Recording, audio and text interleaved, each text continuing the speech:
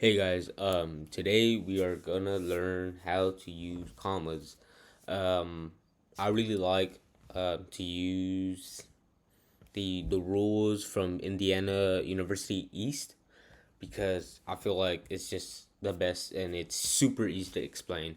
I will show you some examples and let's get right into it. So rule number one is use a comma to separate independent clauses, right?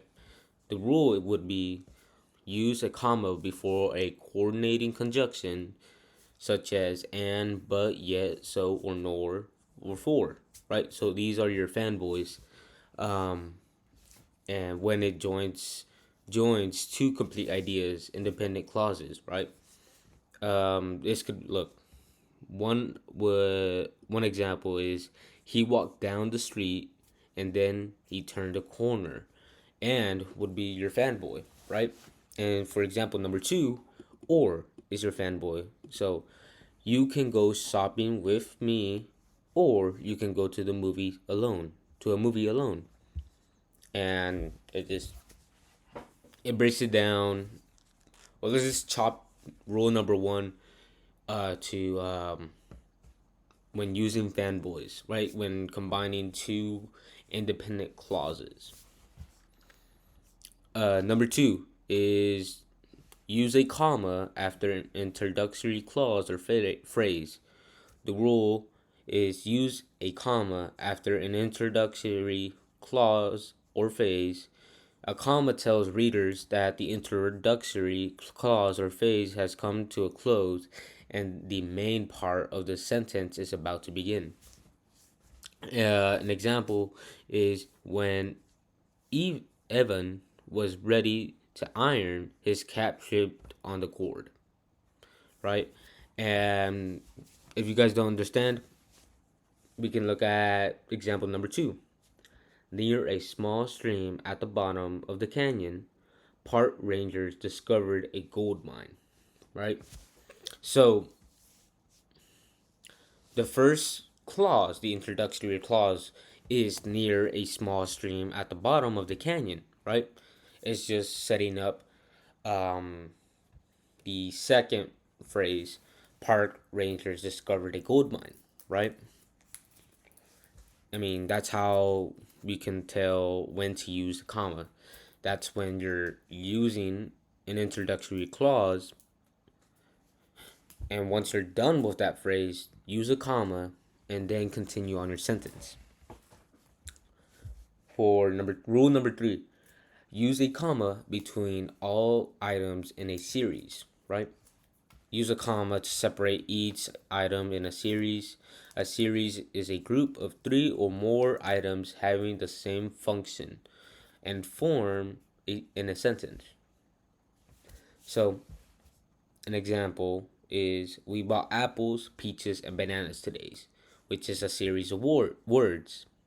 Number two is example number two is Mary promised that she would be a good girl, that she would not bite her brother, and that she would not climb onto the television, which is a series of phrases um, and or a series of clauses. The third one is the series of phrases. The instructor, the instructor looked through his briefcase, through his desk, and through the office for a lost gradebook. I mean, it's pretty simple. It's a concept.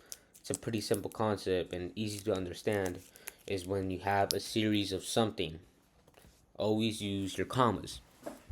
Number four, use commas to set off non-restrictive clauses. This might be a little bit confusing for some people, but I will help you through. The rule is use commas to enclose clauses not essential to the meaning of a sentence. These non-essential clauses are called non-restrictive. Clauses which are essential are restrictive.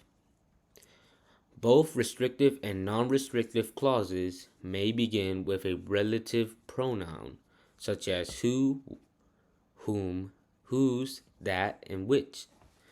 A relative pronoun refers to the noun or pronoun that precedes it. An example number one is Steven Storm. Whose show you like? Whose show you like will host a party next week. That's a uh, non-restrictive clause. Number two is also a non-restrictive clause. John, who spent the last 3 days fishing, is back on the job again.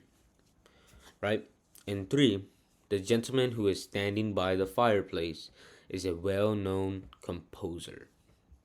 This is restrictive since it doesn't have a pronoun or a noun, since it is referring to the gentleman, right? That's why it would be restrictive.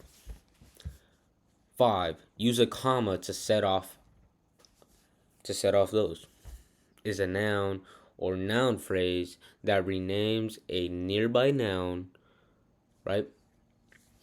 This is kind of hard to understand, but not that hard. You guys can get through it. This example number one is Alexander Pope, the Restorative poet, is famous for his monologues, right? Number two, the poet Pope is famous for his monologues. It's super easy to understand, guys. Really don't have to read through the lines here. So, yeah. Number 6, use a comma to indicate direct address. Rule: when a speaker in a sentence names the person who he is speaking, this addressing of the audience is called direct address. Direct address is indicated by the use of a comma or commas, depending upon its placement within a sentence, right? So, I think, John, you're wrong. Or, John, I think you're wrong. Example number 2 is the most easiest to understand for me, and I feel like it would be the most easiest for y'all to understand too. Example number 3 is I think you're wrong, John, right? That is when you're wanting to address the person you're trying to talk to, right? That's when you use a comma. So, 7, use commas to set off direct quotations. This rule is a dialogue is a conversation between two or more people. As the speaker, not the listener, in the conversation is identified, his name or the noun or pronoun used to refer to the speaker and the verb that refers to his speaking are enclosed within commas. So, the example that we have is Mary said, I dislike concert because the music is too loud. And I dislike concerts because the music is too loud, she said. Right? The speaker who is Mary, right? It always had this whenever you're using this rule, this comma rule, when there is a said, you always want to have a comma in front of it. So, number 3 is I dislike concerts, proclaimed Mary, because the music is too loud. These are all great examples, and when you can use them on your writing is up to you. Number 8, use commas with dates, addresses, titles, and numbers. So, they all have their different rules for dates. For example, whenever you're doing today's date, April 27th, whenever you're doing that date, so it'll be April, right? It'd be April 27th, comma 2023, right? And the address rule is when you're addressing, like, it would be, I see Texas, comma, easy. And for titles, there's an easy way to remember it. If a title follows a name, separate the title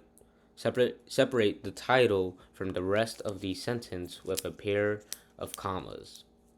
Like Sandra Belinsky, MD, has been appointed to the board. Pretty easy. And then for numbers, you just use it for the hundreds place and so on and so forth. So thank you for watching my video. I hope you had a great time. And this is Aaron.